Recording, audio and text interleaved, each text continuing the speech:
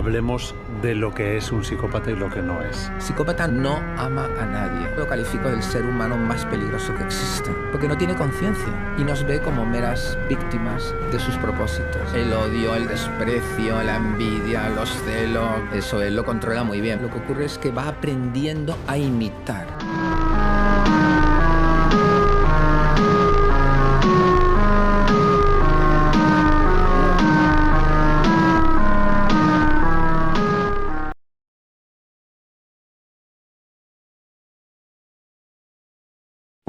Sexy baila y me deja con las ganas. Hoy estoy aquí imaginándolo. Sexy baila y me deja con las ganas.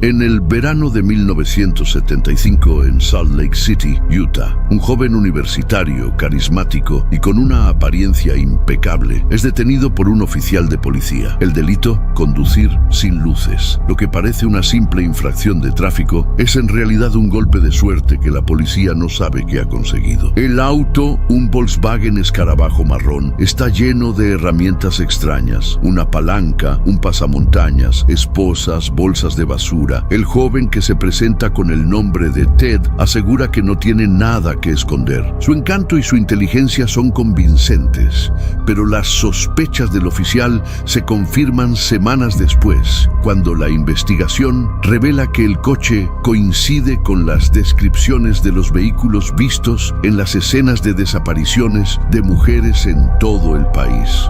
La trampa se ha cerrado sobre el asesino en serie más escurridizo que Estados Unidos haya conocido. Su nombre, Theodore Robert Bundy. Pero antes de adentrarnos en la historia del hombre que se ocultaba tras su sonrisa, ¿fue Ted Bundy únicamente un monstruo despiadado que se deleitaba con el dolor ajeno, o un psicópata astuto que con su carisma y su inteligencia tejió una red de engaños que lo ayudó a evadir a la justicia por años? Acompáñame a adentrarnos en la mente del hombre que, con su audacia y controversia, se convirtió en una de las figuras más temidas y enigmáticas de la historia criminal contemporánea.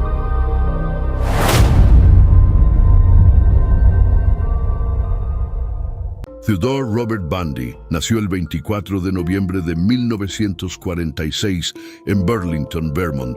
Su nacimiento fue el resultado de una relación fuera del matrimonio, un tabú social en la América de la posguerra. Para proteger a su hija soltera y evitar el escándalo, los abuelos maternos de Bundy, Sam y Eleanor Cowell, tomaron la decisión de criarlo como su propio hijo, mientras que su verdadera madre, Louise Cowell, se hacía pasar por su hermana mayor. Esta mentira original fue el cimiento sobre el cual Bundy construiría toda su vida. Se le enseñó a vivir con una identidad falsa, una dualidad que lo acompañaría hasta el final de sus días. Los biógrafos y criminólogos coinciden en que esta mentira fundamental creó una profunda división en su psique, una separación entre la realidad de su origen y la fachada que debía mantener para encajar en la sociedad. Durante su infancia en la casa de sus abuelos en Tacoma, Washington, Bundy fue percibido como un niño brillante, aunque algo reservado. Era educado, inteligente y con un gran potencial. Sin embargo, en la clandestinidad, su comportamiento ya mostraba indicios de un trastorno psicológico profundo. Se rumoreaba que era un voyerista compulsivo y se le acusó de un comportamiento antisocial que, aunque no fue reportado ni diagnosticado en su momento, hoy es visto por los expertos como una clara señal de advertencia. La sociedad de la época no estaba equipada para entender a un depredador de este tipo. Se asumía que el mal tenía una cara visible, un comportamiento errático que lo delataría, pero Bundy era el antítesis de este estereotipo. Se esforzó por ser percibido como normal, aprendiendo a imitar las emociones humanas que no podía sentir. Era un maestro de la mímica, capaz de reflejar los sentimientos de los demás para ganarse su confianza, una habilidad que se convertiría en su arma más letal. Sus primeros años en la universidad fueron mediocres, y Bundy era percibido como un estudiante sin dirección y con pocas aspiraciones sociales. Pero todo cambió con una relación que, para muchos, fue el detonante de su ira patológica. Conoció a una joven de la élite de California, una mujer hermosa, rica y sofisticada, a quien los biógrafos han llamado Stephanie Brooks. Ella era todo lo que él no era: adinerada, segura de sí misma y perteneciente a la clase social que él tanto anhelaba. Bundy se enamoró obsesivamente de ella, viéndola no solo como su novia, sino como un trofeo que validaría su estatus social y lo haría digno de un lugar en la sociedad que tanto deseaba. La relación fue intensa, pero ella la terminó en 1968, considerando a Bundy inmaduro y sin un rumbo claro en la vida. El rechazo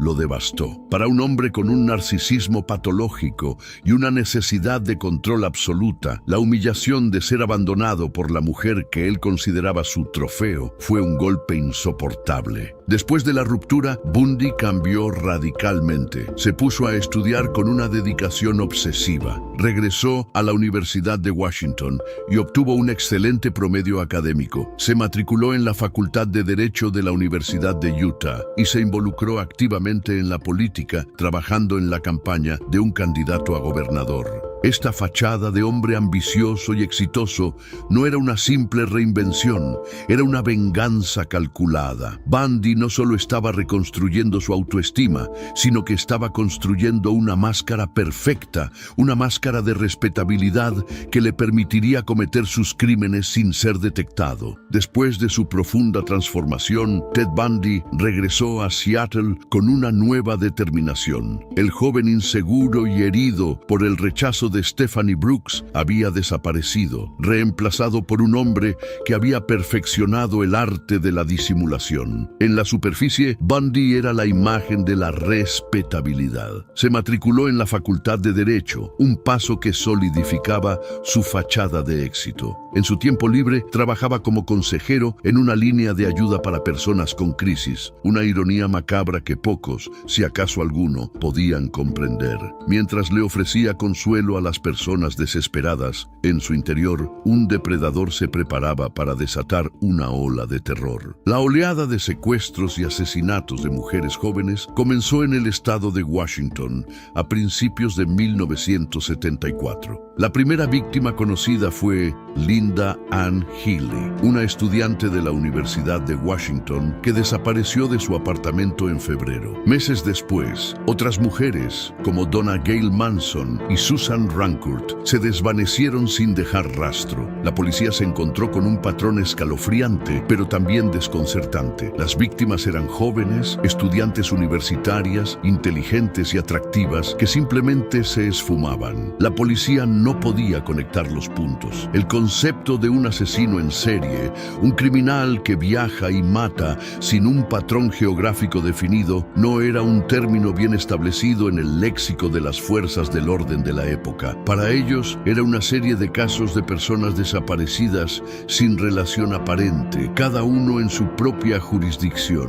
La falta de coordinación y la incapacidad de ver el panorama completo le dieron a Bundy el tiempo y el espacio que necesitaba para perfeccionar su modus operandi. El método de Bundy era tan simple como aterrador y se basaba completamente en su doble cara. Su principal arma no era la fuerza bruta, sino su carisma y su apariencia inofensiva. A menudo se hacía